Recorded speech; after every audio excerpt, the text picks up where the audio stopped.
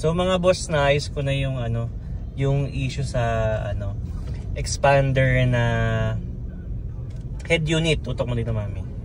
Yan. So kung mapapansin ninyo, okay na yung YouTube. Okay, so kanina pa yan naka-run. Yung mga around 20 seconds na. So antayin pa natin siguro mga 1 minute. Kasi before parang around 10 seconds pa lang nagka-crash na yung YouTube. So nagka-close na siya. So may ginawa lang ako na na hinulaan ko lang baka doon. Usually parang sa update, actually sa update siya yung issue niya. So ang ginawa ko lang, ayan, siguro mga around 40 seconds na to na nagra-run yung YouTube. Ayan, so lakas natin yung sound. Ayan, ayan. Okay. Ayan, so ganito lang gagawin nyo, guys. Punta lang kayo sa home, diba? Tapos settings, ito, sa settings, ayan. Settings. Ayan. Tapos punta kayo sa apps, ayan, yung apps na yan. I-zoom in mo, mami. I-zoom in. Nag-reflect. Hindi, yung one. Ayan. Nag-reflect. Naan na rin yung brightness. Ilapit mo. Ito, i-focus mo ganyan. Ayan. So, yung apps, ayan. Click nyo yung apps. Tapos dito, sa unang-unang item dito, sa taas, yung app web launcher. Okay, app web launcher na ang icon niya gear. Okay, gear icon. So nawala na siya dito kasi nga nireset ko yung update kasi upon checking, ongoing yung update niya. So kaya hindi gumagana yung mga apps na naka-install dito kasi dahil doon sa app web launcher something na na icon dito. So click nyo lang yun, guys. Tapos for example, ito yon. Lapit mo, mami. Example lang For example, yan yon. Tapos ang gagawin nyo lang, meron siyang gear icon sa sulok dito. Click nyo lang yon. Pag click nyo, meron dun parang stop update, ganon. Stop update. So pagka stop nyo nun, i-refresh nyo yung clear memory. Okay, clear memory. Pagka clear memory nyo, biglang mawawala na yon yung app web launcher update na yon na something. Nakalimutan ko yung yung icon kasi tinesting ko lang siya. So not sure kung parang hinulaan ko lang kung mag-work.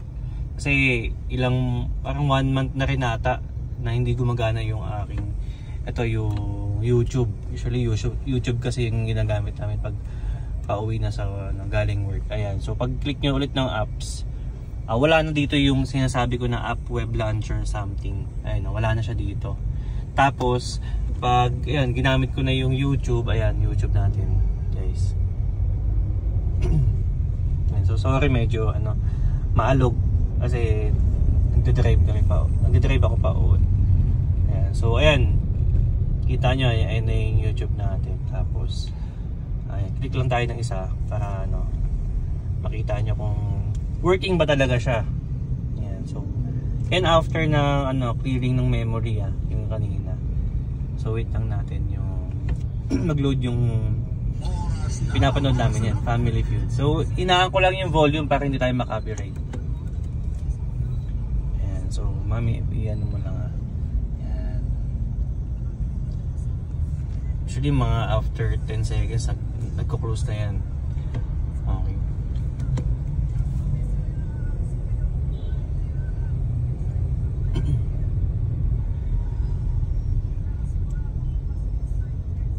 Okay na. Ayan, okay na, di ba? So Spotify naman.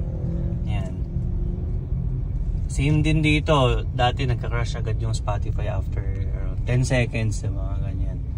So check natin. Para to be sure na legit yung nakita kong solution. Ayan, so tayo natin mag-play.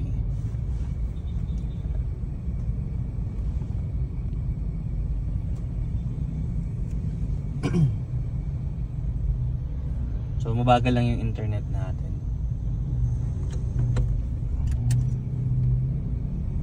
Yan, so pinapakita ko lang muna sa inyo para sure tayo na working yung solution na nakita ko. Ayan, so usually pag mga after 10 seconds nagka-close na yan, nagka-crash na. So, try natin mag-play ng isang music.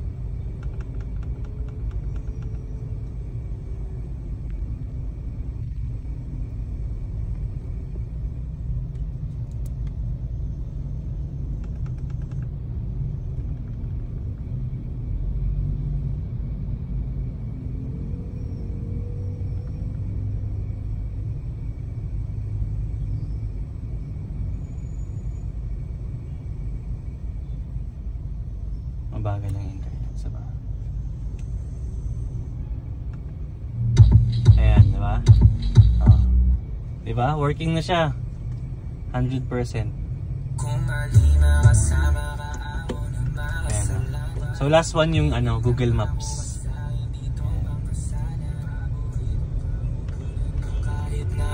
Diba? Working na yung yung Spotify. Kahit naka-minimize. Google Maps. Ayan. So I'm sure working na rin to 100%. So ma'am, tutok mo sa akin. So yun lang guys. Don't forget to like, comment, and subscribe. So ayan, sana makatulong sa inyo yung video. Bye bye.